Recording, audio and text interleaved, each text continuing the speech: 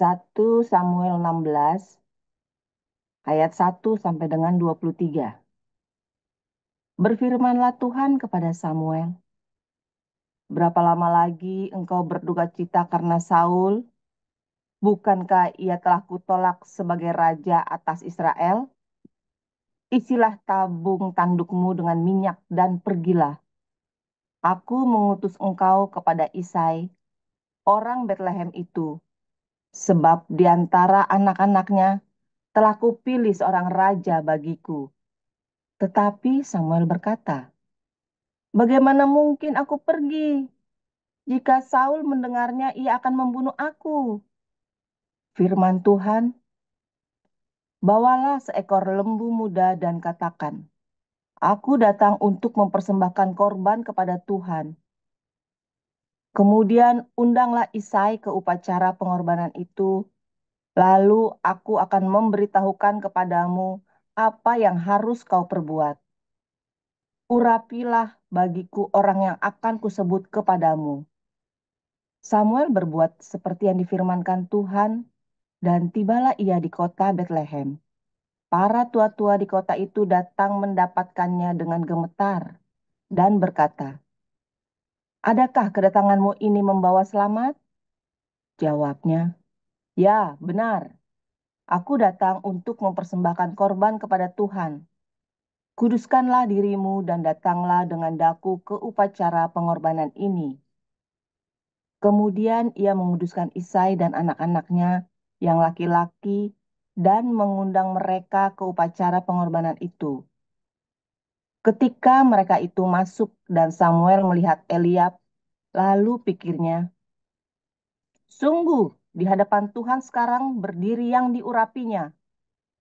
Tetapi berfirmanlah Tuhan kepada Samuel, janganlah pandang parasnya atau perawakan yang tinggi, sebab aku telah menolaknya. Bukan yang dilihat manusia yang dilihat Allah. Manusia melihat apa yang di depan mata, tetapi Tuhan melihat hati. Lalu Isai memanggil Abinadab dan menyuruhnya lewat di depan Samuel. Tetapi Samuel berkata, orang ini pun tidak dipilih Tuhan.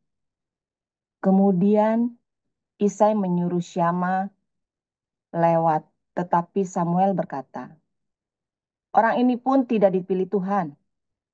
Demikianlah Isai menyuruh ketujuh anaknya lewat di depan Samuel, tetapi Samuel berkata kepada Isai, semuanya ini tidak dipilih Tuhan. Lalu Samuel berkata kepada Isai, inikah anakmu semuanya? Jawabnya, masih tinggal yang bungsu, tetapi sedang mengembalakan kambing domba. Kata Samuel kepada Isai, suruhlah memanggil dia, sebab kita tidak akan duduk makan sebelum ia datang kemari. Kemudian disuruhnyalah menjemput dia. Ia kemerah-merahan, matanya indah dan parasnya elok. Lalu Tuhan berfirman, bangkitlah, urapilah dia, sebab inilah dia. Samuel mengambil tabung tanduk yang berisi minyak itu dan mengurapi Daud di tengah-tengah saudara-saudaranya. Sejak hari itu dan seterusnya, berkuasalah roh Tuhan atas Daud. Lalu berangkatlah Samuel menuju Rama.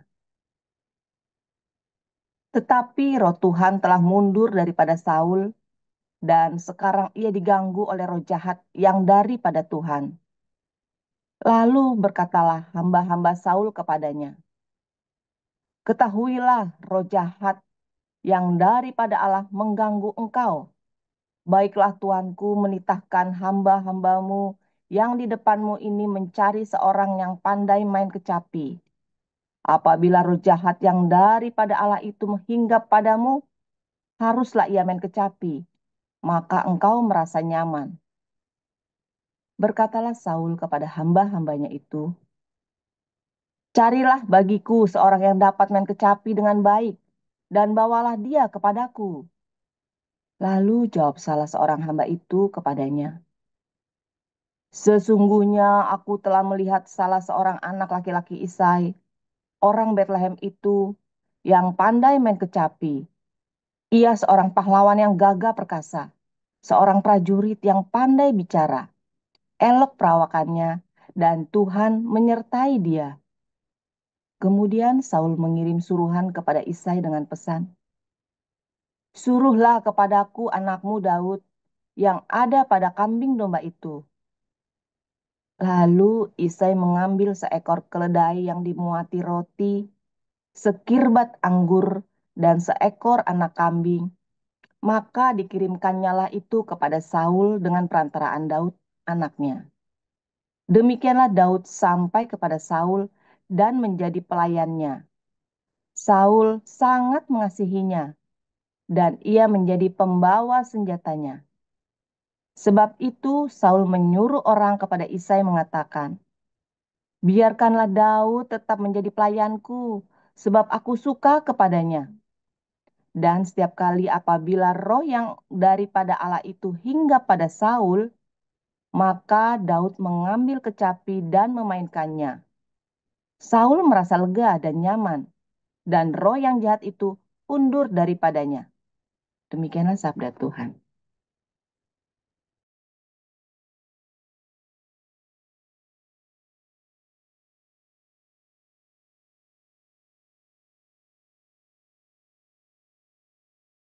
Lukas pasal 3. Dalam tahun ke-15 dari pemerintahan Kaisar Tiberius, ketika Pontius Pilatus menjadi wali negeri Yudea dan Herodes raja wilayah Galilea, Filipus saudaranya, raja wilayah Liturea dan Trakoritis, dan Lisanias, raja wilayah Abilene. Pada waktu Hanas dan Kayapas menjadi imam besar, datanglah firman Allah kepada Yohanes, anak Sakaria di padang gurun. Maka datanglah Yohanes ke seluruh daerah Yordan dan menyerukan, "Bertobatlah dan berilah dirimu dibaptis, dan Allah akan mengampuni dosamu. Seperti ada tertulis dalam kitab nubuat-nubuat Yesaya, ada suara yang berseru-seru di padang gurun, persiapkanlah jalan untuk Tuhan, luruskanlah jalan baginya. Setiap lembah akan ditimbun, dan setiap gunung dan bukit akan menjadi rata. Yang berliku-liku akan diluruskan, yang berlekuk-lekuk akan diratakan, dan semua orang akan melihat keselamatan yang dari Tuhan."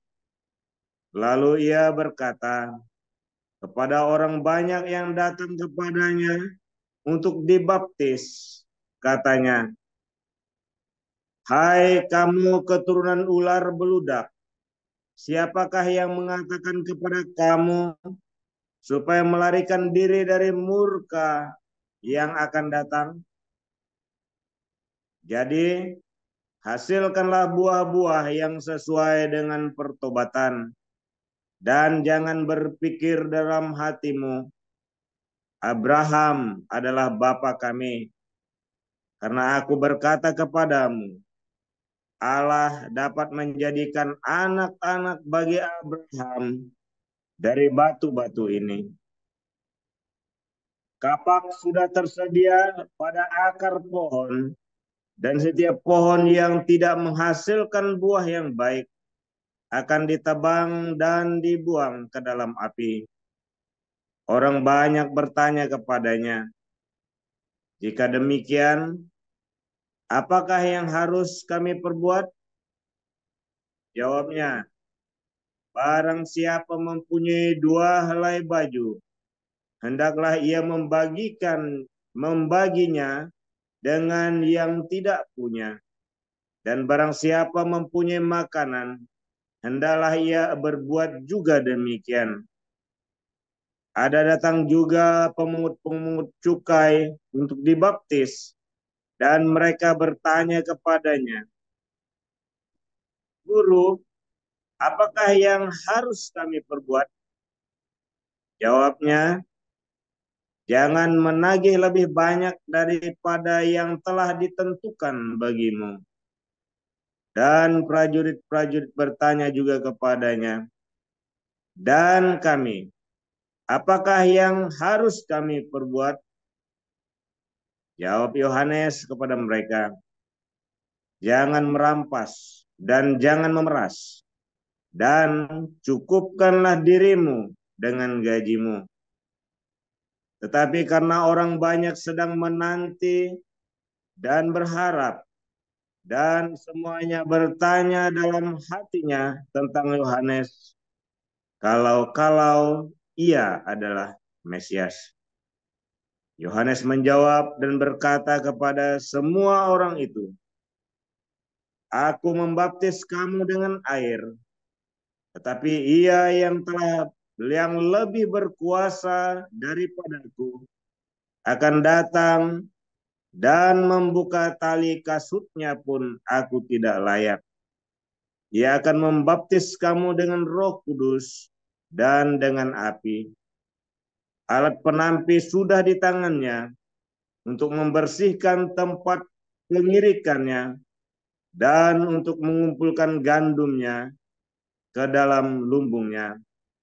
Tetapi debu jerami itu akan dibakarnya dalam api yang tidak terpadamkan. Dengan banyak nasihat lain, Yohanes memberitakan Injil kepada orang banyak. Akan tetapi setelah ia menegur raja wilayah Herodes karena peristiwa Herodias, istri saudaranya, dan karena segala kejahatan lain yang dilakukannya, raja itu menambah kejahatannya dengan memasukkan Yohanes ke dalam penjara. Ketika seluruh orang banyak itu telah dibaptis, dan ketika Yesus juga dibaptis dan sedang berdoa, terbukalah langit, dan turunlah Roh Kudus dalam rupa burung merpati ke atasnya, dan terdengarlah suara dari langit, engkaulah anakku yang kukasihi, kepadamulah aku berkenan.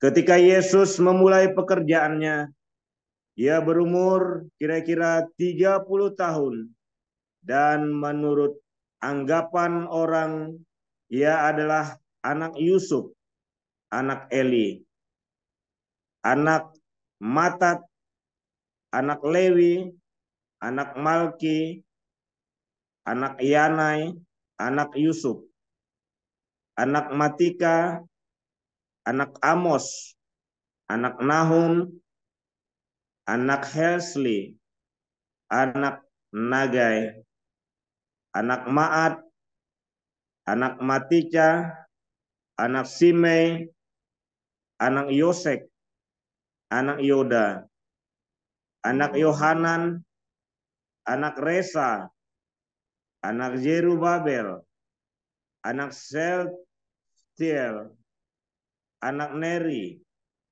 anak Malki, anak Adi, anak Kosam, anak Elmadam, anak anak Yesua, anak Eliezer, anak Yorim, anak Matat, anak Lewi, anak Simeon, anak Yehuda, anak Yusuf, anak Yonam, anak Eliakim, anak Melea, anak Mina, anak Matata, anak Nathan, anak Daud, anak Isai, anak Obed, anak Boas, anak Salmon, anak Nahason, anak Aminadab, anak Admin, anak Arni, anak Hesron, anak Peres, anak Yehuda, anak Yakub, anak Ishak, anak Abraham, anak Terah, anak Nahor, anak Serug, anak Rehui, anak Pelek, anak Eber, anak Salmon, anak Kenan, anak Arpaksad, anak Sem, anak Nuh, anak Lamek, anak Metusalah, anak Henok, anak Yared, anak Mahalalel,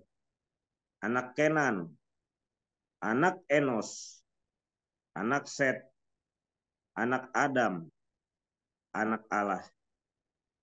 Sekian. Iya, baik. Terima kasih untuk para lektor yang sudah membacakan ayat Alkitab hari ini. Bu Rima dan juga Pak Janus, Tuhan Yesus memberkati. Ya Bapak Ibu, tiba saatnya kita siapkan hati pikiran kita untuk mendengarkan firman Tuhan yang hari ini berjudul Anak Haram dan dibawakan oleh pastor kita, Pastor Joseph Paulus. Ya, silakan Pastor.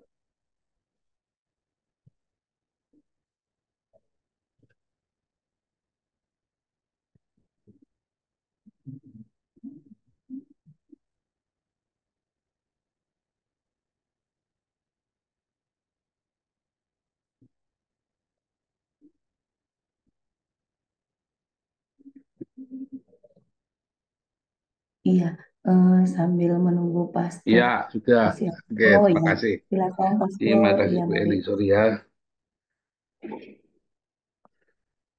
Sebentar.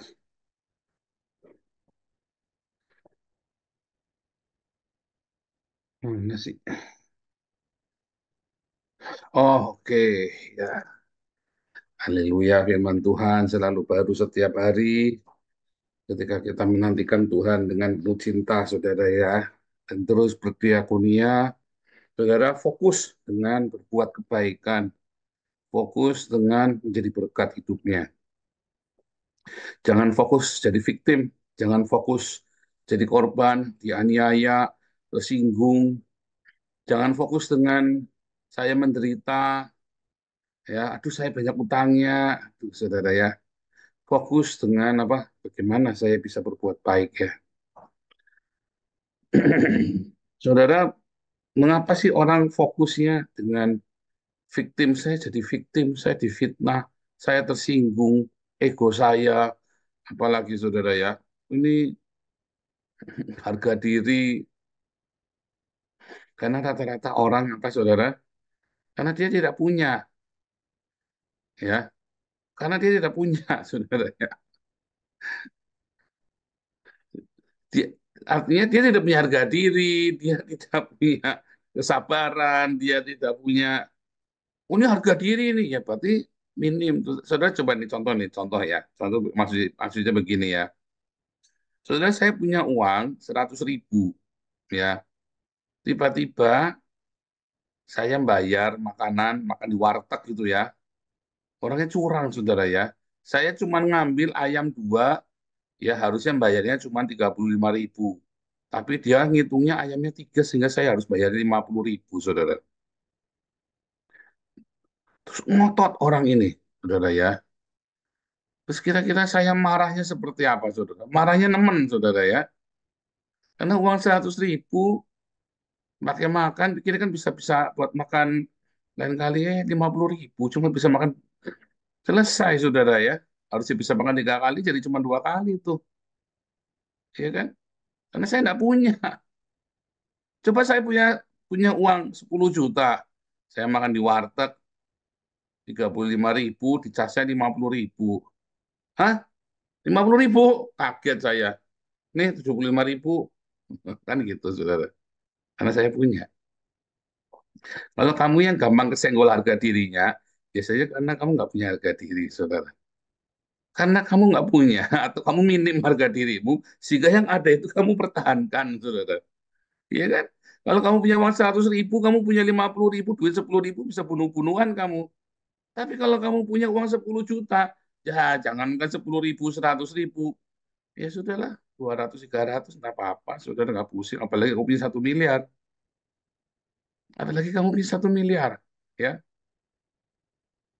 Nah, itu juga sama. Orang yang kalau punya cinta yang melimpah, ya dia punya dignity yang dari sorga, dia punya tahu, ya, apa yang menjadi tujuan hidupnya, dignity-nya dia, itu ya bukan egonya dia, tapi dia milik Kristus. Maka kesenggol harga dirinya, ya apa, apa sih artinya harga diri yang kesenggol itu? Egonya kesenggol. Saya ini, kamu belum tahu siapa saya. Gitu ya, saudara ya. Kesenggol dignity-nya. Karena dia tidak punya, ya kan? Tapi orang-orang yang dari surga, dia tahu penghargaan tertinggi adalah penghargaan yang dari surga. Saudara, manusia menilai ukuranmu, ya, ukuran-ukuran dunia, ukuran-ukuran yang saya jadi katanya surga dan dunia jasmani dan rohani ya, terlalu ngeroh ya. Jangan deh, saya cerita gini loh, daya pikirmu tuh cetek. Nah, itu saja, saudara. Kalau kamu tahu yang lebih, pengetahuanmu lebih, maka kamu tidak akan mudah tersinggung. Ya, orang yang mudah tersinggung itu biasanya pengetahuannya cetek, saudara ya. Oh, tapi dia doktor, Pak. Ya, cuma di bidangnya aja yang dia tahu. Maksudnya pengetahuannya dia tahu banyak hal, luas pikirannya. Belum tentu seorang doktor ya yang sekolah tahunan itu pikirannya luas. Belum tentu, saudara. Tapi ada banyak orang-orang tidak sekolah, ya, tetapi dia belajar, dia punya pengetahuan yang luas. Maksudnya tidak sekolah itu bukan nggak bisa baca tulis. Kalau orang nggak bisa baca tulis, dijamin Ustaz. Ya, kalau orang tuamu nggak bisa, kan kelihatan ya cara cara berpengetahuan. Mungkin orang kalau nggak bisa baca tulis sudah ditakar, saudara. Pengetahuannya itu ditakar. Ya, dari zaman 3.500 tahun yang lalu. Kalau kamu tidak bisa baca tulis, ya pengetahuanmu ditakar. Makanya semua orang Yahudi dari zaman Musa sampai dengan hari ini pasti bisa baca tulis. Yang saya maksud tidak sekolah itu ya, kamu tidak sekolahnya mungkin tidak tinggi. Tapi kamu sekolah, yang penting kamu bisa baca tulis, saudara ya. Karena apa? Pengetahuan kamu dengan membaca banyak. Sama ya, kita jadi dokter juga kita baca banyak. Saya lagi capek ya, ini saya lagi muntah-muntah baca ini ya. Karena saya dari kemarin baca terus, sampai kalau melihat bacaan terus itu udah capek aja ya. Mungkin karena matanya juga, karena ini ya. Capek pokoknya ya, lagi capek ngeliat bacaan. Jadi saya kalau apa namanya lihat apa terus ya memang lagi saatnya. Tetapi saya masih suka mendengar, saya suka lihat ya. Karena orang-orang tahu yang dia dia tahu ya saudara ya. Dia tahu banyak hal. Dia tahu ada sesuatu yang bukan cuma hanya hari itu saja, yang bukan cuma ada di kotamu saja yang dia tahu saudara. Sehingga dia nggak mudah harga dirinya kesenggol ya. Cuman gara-gara uang 10.000, 100.000 rupiah bisa kelahi. Karena dia punya pekerjaan, dia tahu sumbernya dari mana. Dan mungkin dia juga sama-sama nggak punya uang, tapi karena dia tahu ada sesuatu yang daripada sekedar uang 100.000 itu. Dia tahu. Ya, kalau dalam bahasanya sehari-hari, bahasa awamnya ya, oh ini soalnya ini orang punya bijak, ya, bijaksana. Tapi bagaimana orang ini bisa bijaksana, saudara? Bagaimana dia bisa tahu? Kenapa, saudara? Anda lihat ya, semua orang-orang ya yang rajin berdiakonia dan bermarturia, biasanya pemikirannya lebih luas. Orang-orang yang biasa bersedekah, Anda amati ya, mau dia orang terpelajar, orang tidak terpelajar, kalau dia terbiasa bersedekah, biasanya pikirannya ya luas, saudara. Karena dia selalu menempatkan diri di kasutnya orang, di sepatunya orang. Maksudnya, dia melihat sesuatu dari perspektif orang lain, bukan cuma dari dirinya sendiri. Ya, dia kalau melihat sesuatu selalu dari perspektif yang lain, dari sudut yang lain. Makanya dia ketika ada orang kelaparan, dia pasti pengen kasih. Dia menempatkan diri kalau saya jadi dia. Ya, Kan firman Tuhan kan simpel, kasihilah sesama manusia seperti mengasihimu dirimu sendiri. Orang ini yang bersedekah dengan tulus hati, bukan pencitraan ya. Kalau pencitraan itu mau jadi anggota dewan, mau nyalek, wah itu nggak masuk hitungan. Tapi orang-orang yang bersedekah dengan tulus hati, selalu digerakkan dengan apa? Wih, kasihan ya, andai kan aku lapar. Saudara tahu kenapa saya suka setiap Natal selalu bilang kita mau kasih sepatu baru? Karena saya dari SD kelas 1, dari TK malah ya, saudara ya. Dari TK sampai saya SD kelas 6 nggak pernah beli sepatu baru, saudara. Setelah saya SMP, saya jualan SD SW Porkas, bisa beli sepatu baru ya. Tapi saya dari TK sampai SD kelas 6 nggak pernah beli sepatu baru, sepatunya selalu bekas. Makanya saya ngerasain, ya. Nah, dari situlah saya bilang kita harus selalu kasih sepatu. Beda rasanya ya. Saudara tahu nggak kalau pakai sepatu baru itu, rasanya paling ganteng sedunia, saudara. Iya kan? Serius, rasanya paling ganteng. Coba ditanya anakmu itu. Begitu pakai sepatu baru ke sekolah. Rasanya satu sekolah dia paling ganteng, saudara. Beda. Tapi kita nggak pernah pakai sepatu baru. Sehingga apa? Kita minder. Saya itu baru tahu saya ganteng itu baru dikasih tahu sama orang-orang ini orang ini senang sama kamu. Dulu saya minder, saudara, ya, waktu SD itu ya. Bukan minder, confidence, tapi minder. Karena saya tidak merasa cakep. Tidak merasa mukanya ini layak. Wah, saya bayangin ini mukanya monster saya lihat. Sudah cerumut, selalu hitam-hitam, saya mau cerai, mau umbelen, popokan, saudara ya. Jadi begitu saya pakai sepatu baru, rasanya paling ganteng. Pede gitu ya. Eh, ya namanya orang SMP, SMA, ya kita sudah tahu dandan ya, pasti kan ganteng ya, saudara ya. Nah, tetapi dari kecil saya merasanya saya itu jelek, ya. Confident. Jadi saya harus berprestasi. Saya kalau lari paling cepat, kalau catur saya pasti juara catur. Saya dulu juara catur, saudara ya, di sekolah ya. Jadi saya selalu melakukan sesuatu. Matematika saya paling tinggi nilainya. Karena saya merasa jelek. Ya, karena saya merasa jelek dan tidak menarik. Setiap kali kan anak-anak SD kan suka ngesir-ngesiran. Pasti nanti jodoh-jodohan, saya mesti nggak dapat jodoh. Jadi begitu sekali. Tapi begitu pakai sepatu baru, rasanya paling ganteng. Ya, nah itu juga sama ya. Karena saya menempatkan diri jadi orang-orang ini, saudara. Jika orang-orang yang bersedekah dengan tulus, dia setidaknya berpikir sejauh lebih daripada orang yang tidak bersedekah. Walaupun dia dokter, saudara. Karena dia tidak pernah berpikir bagaimana orang berpikir. Dia tidak melihat perspektifnya orang. Dia tidak urusan dengan perspektifnya orang. Dia pikir dengan sendiri.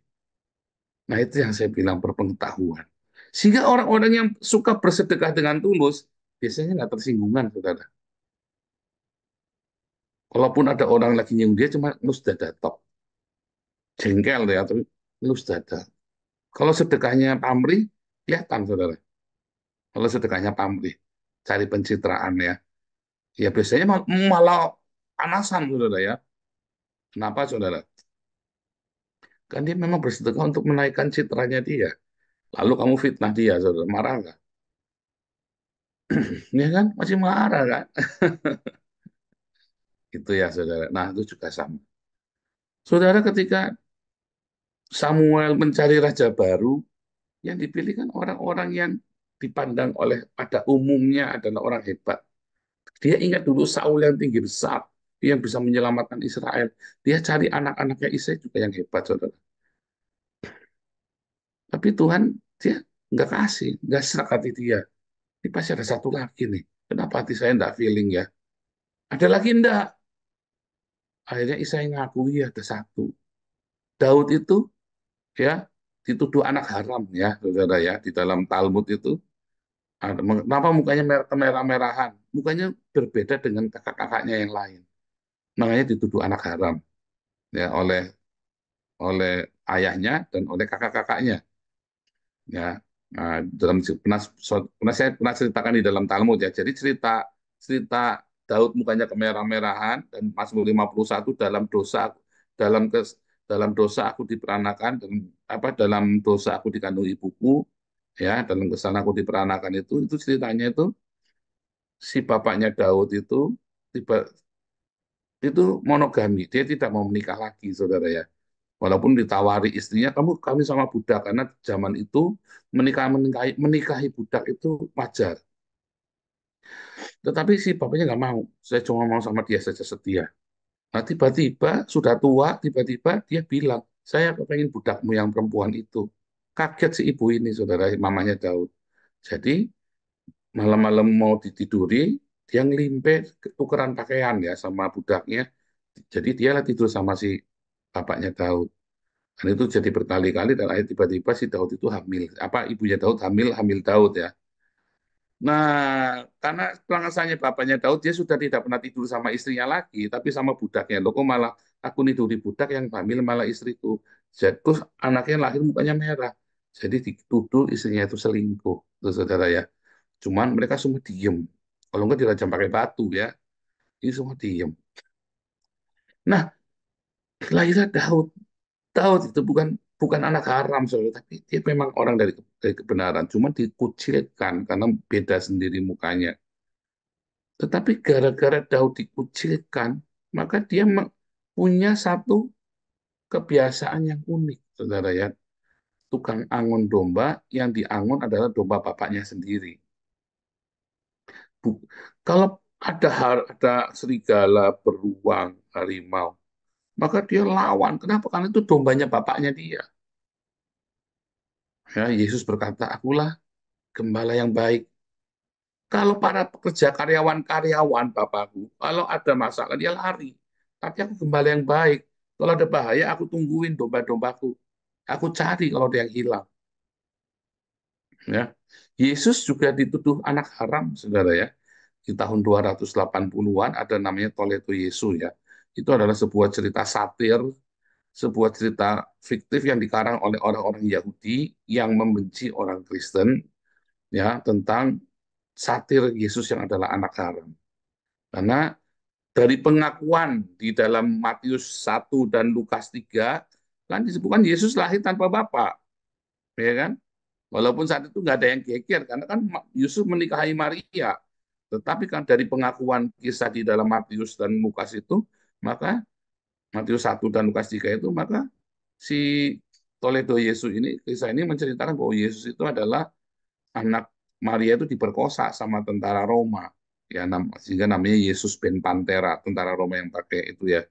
Saudara, anak banyak sekali kisah-kisah ya tentang anak haram ini yang berakhir the bastard son ya, yang akhirnya berakhir dengan tragis, victim dibuang, ditolak. Tetapi sebenarnya bukan masalah kamu anak haram atau kamu anak benar, saudara. Ya, apalagi di Indonesia ya, kalau ada anak haram itu harusnya dicibir ya. Zaman zaman saya dulu kalau bilang ini anak haram, dicibir ya. Kalau sekarang mah udah biasa anak haram. Orang-orang itu tetangga-tetangga Anda itu banyak yang haram-haram itu. Alasannya kawin siri, ya kan? Tetapi banyak. Bukan masalah di haram tidak haram. Masalahnya bagaimana kamu mau belajar menghadapi kehidupan. Bagaimana kita mau menghadapi kehidupan? Mas, anak haram itu orang ditolak, dibuang, disingkirkan, atau mungkin perasaanmu dibuang, ditolak, disingkirkan dan sebagainya macam rendah diri, ya rasa. Nah, bagaimana? Bukan masalah bagaimana kamu anak haram dan tidak haram, tapi bagaimana kamu meresponi hari ini hidupmu, saudara. Kalau kamu meresponinya kamu adalah victim, kamu adalah minus dan kamu tidak mampu, ya kamu nggak mampu. Tapi kalau kamu meresponi dengan aku harus survive, aku harus bisa berjuang, maka kamu akan berjuang, saudara. Kalau kamu playing victim, ya kamu akan sampai tua kamu victim. Kalau kamu bilang aku harus berjuang karena aku kurang, maka harus berjuang. Maka kamu akan berjuang, maka kamu akan mendapat yang kamu mau. Banyak anak-anak yang sukses, banyak orang-orang yang dulu tertolak, yang dulu gagal, hidupnya sukses. Anak-anak kecil yang dibuang sama orang tuanya, yang kemudian dia besarnya sukses. Banyak. Yang membedakan apa, saudara? Dia bilang, karena aku dibuang, aku juga mau bekerja dengan keras. Tapi banyak orang yang hidupnya masih kecilnya baik, tetapi tuanya kolaps ya, saudara ya. Tuanya nggak baik. Kenapa? Ya karena memang dasarnya dia tidak berjuang. hidupnya tidak penuh dengan perjuangan. Kalau Raja Daud itu hidupnya penuh dengan perjuangan, saudara ya. Dari tukang angon domba, dia benar-benar tanggung jawab, ya. Dia tidak mau jadi victim, dia tidak mau jadi korban dari anak haram, ya.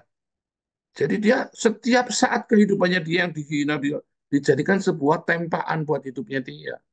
Seberapa keras hidupmu, saudara? Jangan-jangan kamu bukan keras, tapi lembek. Kamu playing victim. Seberapa keras hidupmu, saudara? Saya yakin tidak banyak yang hidupnya sekeras saya, saudara, dari antara Anda. Tetapi sebetulnya berbahagialah kamu yang hidupnya keras. Karena pahit dengan tidak pahit itu kemarin kita sudah belajar. Itu masalahnya sumber airmu dari mana. Makanya saudara, datanglah pada Yesus. Tidak ada kata hidup yang keras. Tidak ada kata peristiwa yang menyakitkan. Tidak ada kata proses yang menyakitkan. Karena apa? Karena hati kita manis, sumber airnya. Keras dan tidak keras itu sama saja. Lah, kamu mau badannya keras, kamu latihannya jangan cuma 2 kilo berbelanya, saudara. Kamu pengen badanmu keras, kamu latihannya harus yang 20 kilo, ngangkatnya satu tangan. Iya kan? Lah, kalau kamu mau badannya keras, badannya bagus, kamu ngangkatnya cuma 2 kilo. Ya letoy, kamu pegang begini ya lembek, saudara. Kalau mau keras, ya latihannya harus keras. Ya. Dan orang-orang yang latihan di keras di Vitus, coba kamu lihat ya, apa bedanya di Vitus itu sama pulang tukang angkutin beras, saudara. Sama-sama sama-sama ini kan. Yang satu fitness dia happy, artinya gembira.